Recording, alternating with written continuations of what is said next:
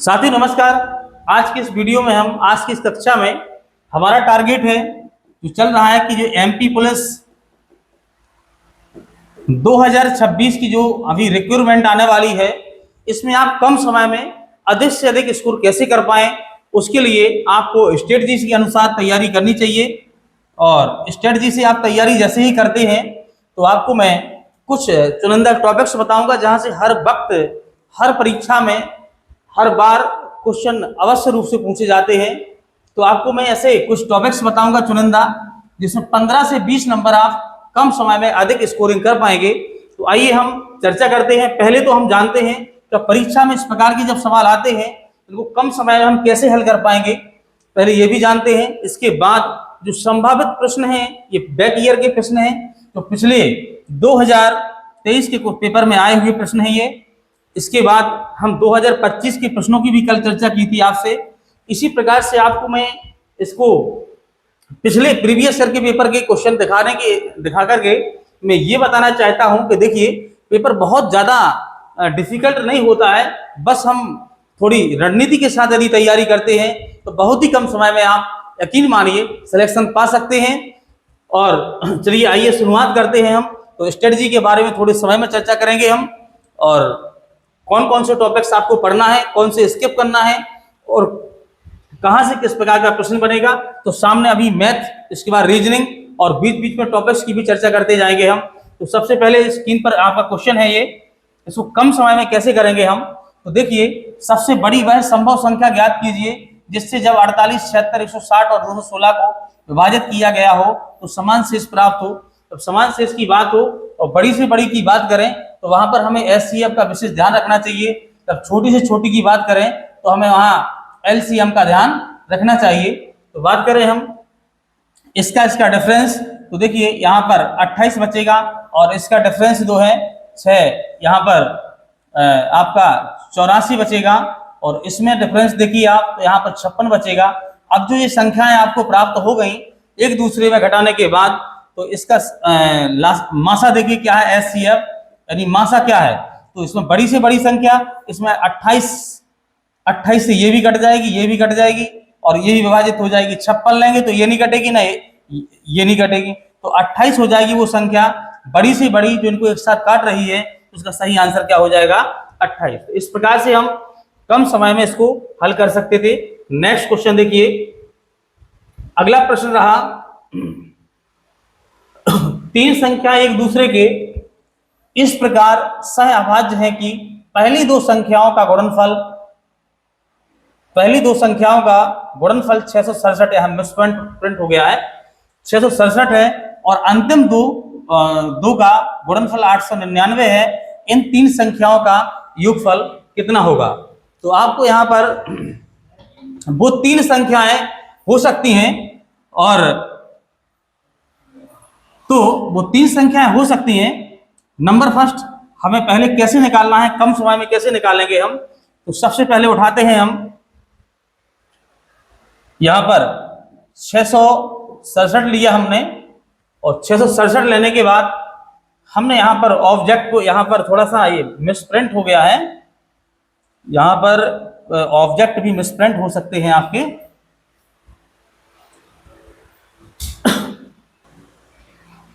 हाँ तो देखिए मैं थोड़ा सा कंफ्यूज था कि यहाँ पर 667 ही है या कोई और संख्या है। तो यहाँ पे 667 ही है। अब हमें देखना है कि ये कौन सी संख्याएं हैं तीन, कि जिनका योग इनमें से कोई ना कोई है। तो पहले वो तीन संख्याओं का पता लगाना है। तो कोई संख्या एक यहाँ पे होगी, एक यहाँ पर होगी, एक यहाँ पर होगी। तो बता रहे हैं कि पहली दो संख्याएं हैं जो, उनका गुणनफल इतना है, और अंतिम दो संख्याएं हैं उनका गुणनफल कितना है, ये आपका 899 है। तो हम जानते हैं कि यदि दो संख्याओं का ये जो गुणनफल है तो निश्चित है कि उन संख्याओं से इसको विभाजित करेंगे तो निश्चित इससे गुणनखंड निकालेंगे, जब अभाज्य गुणनखंड, तो हमें संख्याएं प्राप्त हो जाएंगी। तो हम 667 को जैसे डिवाइडेड करते हैं यहाँ पर, तो ये यहाँ पर आप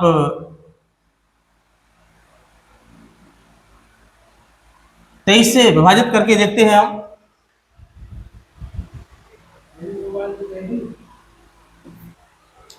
हाँ देखिए तो ये संख्या है जो निश्चित है कि जिन संख्याओं का ये गुणनफल होगा उन संख्या से तो विभाजित हो ही जाएगी। चूंकि ये पहले किसी संख्या से नहीं कट रही है तो 23 से काटते हैं, 23 दूनी 46, और इसके बाद 46 जाने के बाद अब इसमें 9 बार भाग जाएगा तो 29 आ गया। 29 से फिर काटेंगे हम तो 29 से कम 29, तो पहली दो संख्या हमें प्राप्त हो गई, एक हो गई 23 और एक कौन सी हो गई 29। अब इसके बाद हमें तीसरी संख्या चाहिए, तो निश्चित है कि दूसरी और तीसरी संख्या का गुणनफल कितना है, इतना है। तो अब इसमें क्या करेंगे हम, 899 लिखा हुआ है ये, तो इसको इरेज कर लेते हैं पहले।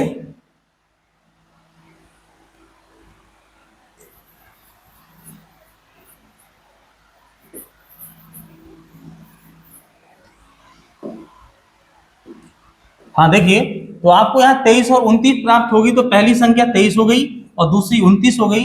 अब तीसरी चाहिए तो हमें 899 में इस 29 से भाग लगा देंगे हम, क्योंकि निश्चित है कि 29 से काटने पर हमें जो संख्या प्राप्त होगी वो तीसरी संख्या होगी, क्योंकि दूसरी और तीसरी संख्या का ही ये गुणनफल है। तो जब दूसरी संख्या से हम भाग लगाएंगे तीसरी अपने आप हमें प्राप्त हो जाएगी। तो जैसे ही इसमें हम भाग लगाते हैं तो ये इसमें 3 बार चला जाएगा, और फिर इसके बाद जी 9 3 27 हासिल लगाए तो 3 दूनी 6 और 2 87 आ जाएगा।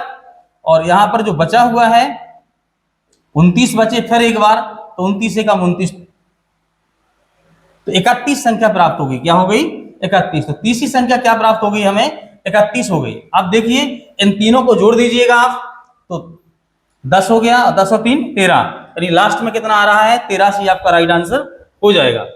चलिए आगे देखते हैं इसका अगला प्रश्न। देखिए, एक पुलिसकर्मी ने एक चोर को 350 मीटर की दूरी पर देखा। पुलिसकर्मी ने उसका पीछा किया। चोर एवं पुलिसकर्मी क्रमशः 12 किलोमीटर प्रति घंटा और 13 किलोमीटर प्रति घंटा की दर से चलते हैं। 9 मिनट के बाद उनके बीच की दूरी ज्ञात कीजिए। तो देखिए यहां पर चोर है ये, और यहां पर ये चोर है, और यहां पर पुलिस है, और इनके बीच की दूरी है कितनी है 350 मीटर है, 350 मीटर है। और चोर जो चल रहा है वो 12 किलोमीटर प्रति घंटे की रफ्तार से चल रहा है, और पुलिस चल रही है कितना 13 किलोमीटर प्रति घंटे की रफ्तार से। निश्चित है यदि पुलिस की रफ्तार तेज है तो निश्चित है कभी ना कभी पकड़ लेगा, यदि इसकी रफ्तार कम होती तो कभी नहीं पकड़ पाता। अब हमें देखना है कि ये दोनों एक ही दिशा में जा रहे हैं। जब भी दोनों एक ही दिशा में जाते हैं तो हम क्या करते हैं, इनकी चालों को घटा देते हैं। तो 13 में से 12 गया, क्या बचा 1। लेकिन ये जो चाल है किलोमीटर प्रति घंटा में है, और यहाँ पे जो दूरी है वो किस में है, मीटर में है। तो हमें क्या करना है कि इसको मीटर पर सेकंड में बदलना है। तो मीटर पर सेकंड बदलने के लिए हम 5/18 से गुणा करते हैं। 5/18 से गुणा किया हमने, लेकिन अब ये चाल किस में आ गई, मीटर पर सेकंड में। लेकिन यहाँ पे समय क्या दिया गया है आपका, 9 मिनट दिया गया है। तो अब मिनट हमें, यानी कि चोर की जो चाल है वो इतने मीटर पर सेकंड है, पुलिस वाले की चाल इतनी मीटर पर सेकंड एक्स्ट्रा है। अब इसको हम सेकंड में नहीं, यहाँ मिनट दिया गया है, तो मिनट कितना लिख लिया हमने 9। लेकिन मिनट को भी सेकंड में बदलना है तो मिनट में गुणा कितने से कर देते हैं हम, 60 से, क्योंकि एक मिनट में 60 सेकंड होते हैं, तो 60 से गुणा कर दिया हमने। इसको हम हल करते हैं तो 9 दूनी 18 हो जाएगा, और यहाँ पर 30 हो जाएगा, और 3 5 15, यानी क्या हो गया ये 150 आ गया है। क्या आ गया ये 150। अब क्या आ गई 150 दूरी। दूरी कैसे है, दूरी बराबर सूत्र होता है, देखिए चाल गुणे समय। तो यहां पर देखिए हमने ये क्या बना ली है, आपकी ये चाल है, इतनी क्या हो गई ये चाल, ये किलोमीटर प्रति घंटा थी, एक आ गई थी इसकी एक्स्ट्रा चाल, तो मीटर पर सेकंड में बदल लिया हमने, 5/18 से गुणा कर लिया। ये चाल है, ये समय है, तो चाल का समय में गुणा कर दिया तो क्या निकल आई हमारी, ये दूरी निकल आई। अब इसमें आपसे दूरी पूछी जा रही थी, अब पूछा जा रहा है आगे क्या, कि दर से चलते हैं 9 मिनट के बाद उनके बीच की दूरी ज्ञात करना है। तो 9 मिनट के बाद, तो देखिए इस प्रकार से इसकी दूरी निकल आई, 150 इसका सही आंसर हो जाएगा। सॉरी, इसमें देखिए हाँ 150, तो 9 मिनट के बाद 150 तय कर चुका है। टोटल कितना था? 350 था, मैंने इस पे ध्यान नहीं दिया। तो 350 में से कितना चला गया? 150, तो कितना बचा फिर? 200 शेष बची। ठीक है, 9 मिनट के बाद चल करके कहीं यहां तक आ गया और 150 मीटर की दूरी तय कर चुका है ये। बाकी बाद में बची हुई दूरी कितनी है? 200 है इसका। तो इसका सही आंसर क्या हो जाएगा? 200 हो जाएगा। आगे देखिए, अगला प्रश्न है ये आपका। इस प्रकार का प्रश्न आता है और ये बड़े सरल प्रश्न होते हैं और गलती कर देते हैं, छोड़ आते हैं, तो इसको ऐसे ही घाल देते हैं। ऐसा नहीं करना चाहिए। तो ए का गुणा किया एक्स में तो क्या आ जाएगा आपका? ए एक्स आ जाएगा। प्लस ए का गुणा वाई में किया तो ए वाई आ जाएगा। और माइनस का सी जेड का ये सी जेड रहेगा। इज इक्वल ए का गुणा करेंगे एक्स में तो माइनस का ए एक्स आ जाएगा। और ये प्लस का प्लस रहेगा। ए का गुणा करेंगे वाई में तो ये वाई आ जाएगा। ए का गुणा करेंगे जेड में तो ये प्लस का ई जेड रहेगा। अब देखिए आप इधर ए एक्स का एक्स रहेगा, माइनस का ए एक्स इस तरफ आएगा, प्लस का ए एक्स हो जाएगा। और बाकी इसको हम उस तरफ ले जाएंगे तो देखते हैं माइनस का सी जेड है ये उस तरफ जाएगा तो प्लस का सी जेड हो जाएगा। और प्लस का ए जेड रहेगा। ए वाई प्लस का है तो इधर माइनस का ए वाई हो जाएगा। और इस प्रकार से हम देखते हैं जी, पहले से ए वाई था ये और यहाँ पहले एक ए वाई प्लस का था, उस तरफ गया माइनस का, एक ए वाई यहाँ पहले से मौजूद है। तो प्लस का और माइनस का ए वाई से ए वाई कट जाएगा। यहाँ ए एक्स और ए एक्स 2ax हो जाएगा। और यहाँ पर सी जेड प्लस ए जेड है, यहाँ से हम जेड का मान निकाल लेंगे तो सी प्लस ए या ए प्लस सी हो जाएगा। इसको हम ऐसा भी लिख सकते हैं, सी प्लस ए कर देंगे। और यहाँ पे चाहिए हमें मान किसके बराबर? यहाँ देखिए x के बराबर चाहिए तो x यहीं पे रह जाएगा और अपॉन में क्या आ जाएगा? ये 2a। तो इसका आंसर सही क्या हो जाएगा? z ब्रैकेट c प्लस ए, z ब्रैकेट ये है c प्लस ए या a प्लस c हो जाएगा। और अपॉन में क्या रहेगा इसका? 2a आ जाएगा। तो इसका ए आंसर राइट हो जाएगा। चलते हैं आगे। अगला प्रश्न है, दो छात्रों की आयु का अनुपात 5:8 है। उनमें से एक की आयु दूसरे की आयु से 15 वर्ष अधिक है, तो उनकी आयु ज्ञात कीजिए। ठीक है, एक छात्र को ए मान लें, इसकी आयु 5x मान लीजिए। यहाँ पर रेशियो लगा हुआ है अनुपात, इसको ऐसे कर सकते हैं हम। और दूसरा छात्र बी है, इसकी आयु 8x मान लीजिए। दोनों की आयु 8x और 5x बराबर नहीं है। वो कह रहे हैं कि एक 15 वर्ष है, जो दूसरा है वो 15 वर्ष बड़ा है, तो ये तो पहले से बड़ा ही है। बराबर करने के लिए इस बराबर निशान को ध्यान में रखते हुए हमें 15 इसमें जोड़ना पड़ेंगे, क्योंकि इसमें 15 जोड़ देंगे तो 30 वर्ष अधिक हो जाएगा। वैसे से ही 15 पहले से ही 15 ज्यादा है। अब हम क्या करेंगे? 15 यहीं रह जाएंगे। 8x प्लस का 5x इस तरफ जाएगा माइनस का। 8x में से 5x गया, क्या बचा? 3x। यहाँ पे 15 रहे, 5 15, x की वैल्यू कितनी आ गई? 5 आ गई। अब हमें चाहिए क्या? उनकी आयु का योग चाहिए। तो निकाल लेंगे हम 5 गुणे x का मान कितना रखेंगे? 5, तो 5 में कितना हो गया? 25। यहाँ पर 8 गुणे x की वैल्यू 5 है तो 8 पंचे 40, दोनों का योग कितना हो जाएगा? 65 वर्ष हो जाएगा। और इसका 65 वर्ष राइट आंसर रहेगा। तो ये डी आंसर राइट है। जिसने भी डी लगाया उसका राइट आंसर। बहुत बढ़िया। और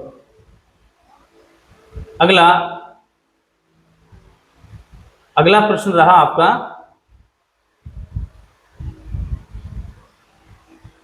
वह संख्या ज्ञात कीजिए जो एक सही 1/2 में जोड़ने पर और एक सही 1/2 से गुणा करने पर समान परिणाम देती है।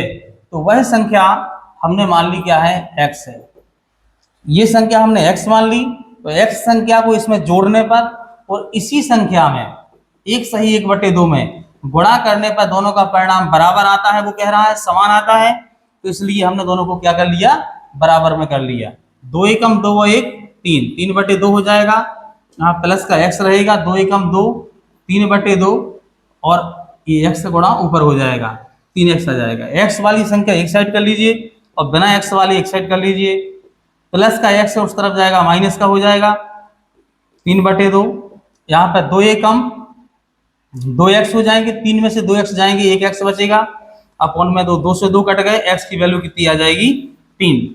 चाहिए क्या हमें, x की वैल्यू चाहिए, तो वह संख्या क्या है 3x मानी थी हमने, तो वो क्या होगी संख्या 3। इसका भी 3 आया आंसर, उसका राइट आंसर। बहुत बढ़िया, आप लोग आंसर देती जाइएगा। और अगला प्रश्न रहा आपका कि 2, इसका आंसर बताइएगा आप लोग। वैसे आपका आंसर आ ही गया होगा, लगाइए, मैं वेट कर रहा हूं। समय का विशेष ध्यान रखते हुए मैं आप वीडियो को पोस्ट करके मैं जल्दी से हल कर रहा हूं, तो जैसे प्रश्न स्क्रीन पर आता है आप वीडियो को पोस्ट करके आप लगाना स्टार्ट कर दीजिएगा, मेरा सॉल्यूशन बाद में देखना। चलो, तो आपका आंसर आ ही गया होगा।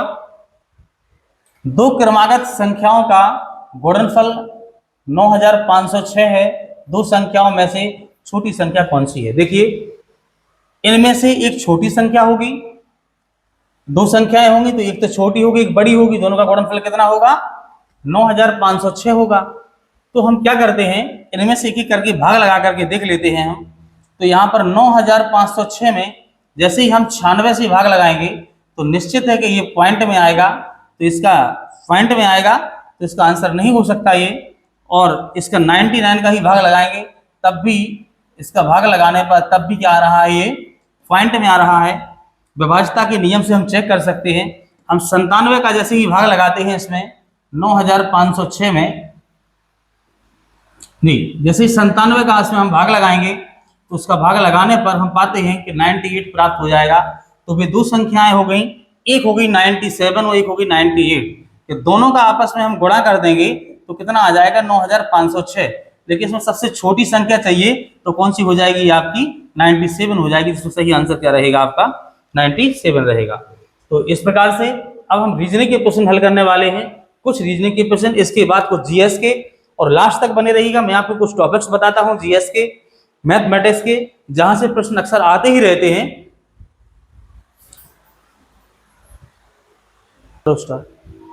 हाँ, देखिए साथियों, रीजनिंग में ये भी प्रश्न पूछे गए थे एमपी पुलिस में, और इस प्रकार के प्रश्न आगे भी आएंगे आपको। तो यहाँ पर बताया जा रहा है कि दिए गए समीकरण को सही बनाने के लिए किन चिन्हों को आपस में बदलना पड़ेगा, बदला जाना चाहिए, यानी कि आंसर इसका 10 आना चाहिए। अभी कितना आ रहा है इसमें देखिए, तो इसमें भाग लगाएंगे, हमेशा दाईं संख्या का बाईं में भाग लगाते हैं, तो यहाँ पर 2 आ जाएगा, और यहाँ पर मल्टीप्लाई 3 है, यहाँ पर माइनस के 6 रहेंगे और प्लस का 1, तो कितना हो जाएगा 3 दूनी 6, 6 से 6 कट जाएंगे, क्या बचेगा 1। तो अभी तो इसका 1 आ रहा आंसर। अब बदलते हैं हम आपस में, माइनस और प्लस को आपस में बदल देते हैं। तो देखिए यहाँ पर 1 लिखा, प्लस के स्थान पर क्या कर देंगे हम, यहाँ माइनस कर देंगे, और माइनस के स्थान पर क्या कर देंगे हम प्लस, और 4 यहाँ तो आपको पता ही है कि इसका कितना आ रहा था, इसका भाग लगाने पर ये 2 आ रहा था, मल्टीप्लाई 3 दूनी 6 हो जाएगा 6, और यहाँ पर ये फिर माइनस का आ रहा है, तो फिर से वही समस्या हो रही है कि फिर 1 बच रहा है, तो ये इसका सही आंसर नहीं रहेगा। भाग को बदल के देखते हैं हम, तो भाग के स्थान पर क्या कर देंगे हम गुणा को, तो 1 + 6 - 4 गुणा 2 गुणा, यहाँ पर क्या हो जाएगा आपका भाग हो जाएगा 3 हो जाएगा। तो यहाँ पर देखिए कि 2 की बटी में 3 आ जाएगा, गुणा 4 हो जाएगा, माइनस का 6 यहाँ पे ये रहेगा। तो देखिए ये 4 दूनी 8 हो जाएगा जी, 8/3 रहेगा, यहाँ पर -6 और +1 रहेगा। इसका हम 1 करेंगे तो इसका एलसीएम 3 आ जाएगा, और यहाँ 3 रहेगा, यहाँ पर 18 हो जाएगा, और यहाँ -8 हो जाएगा। तो देखिए 18 में से 8 चले गए, कितना बचा हुआ यहाँ पे 10, और 10 वही 11 हो जाएगा, तो ये भी आंसर नहीं रहेगा आपका। तो इस प्रकार से हमें करना क्या है कि इसको देखते हैं, चेक करते हैं हम अब सी को, तो माइनस और गुणा को बदल देते हैं हम। तो 1 प्लस माइनस के स्थान पे क्या कर दिया, यहाँ पे हमने गुणा लगा दिया, और 4 भागे 2 गुणे, और जहां पर गुणा लगा हुआ था वहां पर क्या कर दिया हमने माइनस कर दिया। अब इसको हल करेंगे हम, तो यहाँ पर 2 ही आ जाएगा, माइनस का 3 रहेगा, गुणा में 6 रहेगा, तो 6 दूनी 12, 12 में से 3 चलेगा, 9 बचे, 9 में 1 जोड़ देंगे, कितना आ जाएगा आपका 10 आंसर हो जाएगा। तो इस प्रकार से भी इसको परीक्षा में प्रश्न आते हैं और इसका आंसर सी रहेगा। यहाँ पर देखिएगा आप, ये क्वेश्चन दिया जा रहा है कि यदि गुणा को भाग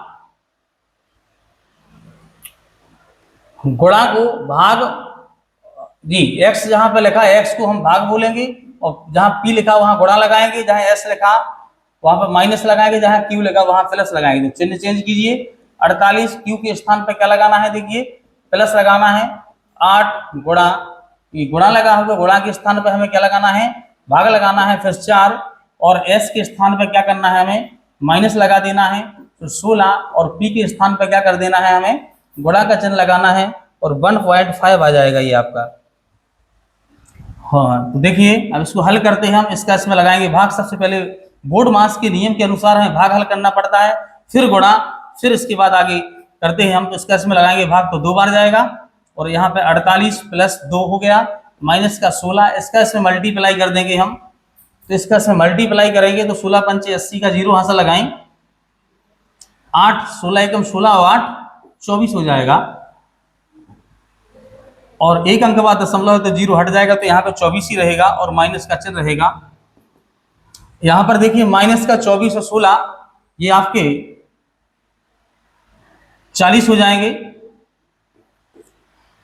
माइनस के 40 हो जाएंगे, वही ये कितने हो जाएंगे, 50 हो जाएंगे। क्या कर रहे हैं, कहीं मिस्टेक कर दिया हूं मैं? हाँ, 24 माइनस के 16 40 हो गए, और ये देखिए मैं कहीं चिन्ह मिस्टेक कर दिया हूं, थोड़ा सा चेक करते हैं। यहाँ Q लिखा है तो यहाँ पर प्लस लगाएंगे, फिर 8 हो जाएगा, मल्टीप्लाई के स्थान पर गुणा के स्थान पर यहाँ पर भाग लगा देंगे और 4 का 4 कर देंगे हम। फिर S के स्थान पर हम माइनस लगाएंगे और फिर हम 16 कर देंगे, और P के स्थान पर हम गुणा का निशान लगाएंगे और यहाँ पर क्वेश्चन मार्क आ जाएगा। इसका इसमें हम पहले भाग लगाते हैं तो 2 आ जाएगा, तो 48 प्लस 2 हो जाएगा, और फिर माइनस का 16 हो जाएगा। इसको हल करेंगे हम तो 16 पंचे 80 का 0 हासिल लगाएं, 8 16 एकम 16 और 8 24। हाँ ठीक है, तो ये 0 हट जाएगा। तो देखिए यहाँ पर हुआ क्या था, हम पहले गलती कर चुके थे। तो यहाँ पर माइनस की संख्या है, ये प्लस की है, तो इनको जोड़ देंगे तो कितना हो जाएगा, 50 हो जाएगा। समान चिन्ह वाली संख्याएं जोड़ी जाती हैं, अलग अलग चिन्ह वाली घटाई जाती हैं। इसके पहले प्लस है, इसको जोड़ देंगे और इसको जोड़ देंगे, 48 से 50 हो गया, माइनस का 24, तो आंसर आपका 26 आ जाएगा। 26 ये बी आंसर रहा आपका। तो देखिए सबसे पहले मैं आपको बताना चाहता हूं, एमपीजीके में सबसे पहले तो आपको मैप का ज्ञान होना चाहिए। मैप से 1 या 2 प्रश्न आपके जरूर परीक्षा में पूछे जाएंगे। तो एमपी का मैप हमें अच्छे से याद हो कि आपसे पूछा जा सकता है कि ऐसा कौन सा जिला है जो राजस्थान को और गुजरात को दोनों को टच करता है, इसका आंसर आप दीजिएगा। अगला प्रश्न आ सकता है कि वह कौन सा, यानी कि 82.5 डिग्री मानक समय रेखा हमारे मध्य प्रदेश के कितने जिलों से गुजरती है। हमारे मध्य प्रदेश में कर्क रेखा कितने जिलों से होकर गुजरती है, ऐसा कौन सा संभाग है जिसके सारे जिलों से कर्क रेखा गुजरती है। तो आपको ये चीजें विशेष मैप का नॉलेज रखना है। दूसरी बात, आपको भारतीय संविधान में आपको मौलिक अधिकार विशेषता ध्यान देना है, और प्रस्तावना पर भी विशेष फोकस करना है, और नीति निर्देशक तत्वों पर ध्यान देना है। अब आपको ये बताना है कमेंट बॉक्स में कि वह कौन सा आर्टिकल है जिसमें पर्यावरण संरक्षण के बारे में कहा गया है, वह कौन सा आर्टिकल है, आपको बताएंगे आप। और भी मैथमेटिक्स में देखिए क्वेश्चन ज्यादा, जहां रीजनिंग में देखिए तो कोडिंग डिकोडिंग से आपके क्वेश्चन, कोडिंग डिकोडिंग से 4 से लेकर 6 प्रश्न आपको देखने को मिलेंगे, और बहुत सिंपल प्रश्न आते हैं इसमें। 2-4 प्रश्न तो बहुत सिंपल आते हैं। एक प्रश्न आता है, 2 प्रश्न आते हैं कि जिप, टिप और सिप को यदि कुछ भी 432 कोड दिया, इसलिए निप सिप टिप को 322 कोड दिया, तो बताइए टिप का कोड क्या है, या किसी का भी कोड पूछ लिया जाएगा, इस प्रकार के प्रश्न भी आते हैं। धीरे धीरे हम हर वीडियो में चर्चा करते रहेंगे। वीडियो का लंबा खींचने से के वजह से आज की क्लास यहीं पर शुरू करते हैं। अगला क्लास क्वेश्चन हम आपको दे रहे हैं, इसका आंसर आप कमेंट बॉक्स में देंगे। ये आपका आंसर रहा, इसका सही आंसर आप बताइएगा क्या है। बड़ा सिंपल प्रश्न है ये और मध्य प्रदेश पुलिस में पूछा गया प्रश्न है। मैं बता दिया हूँ आंसर, थोड़ा देखा नहीं, कोई बात नहीं।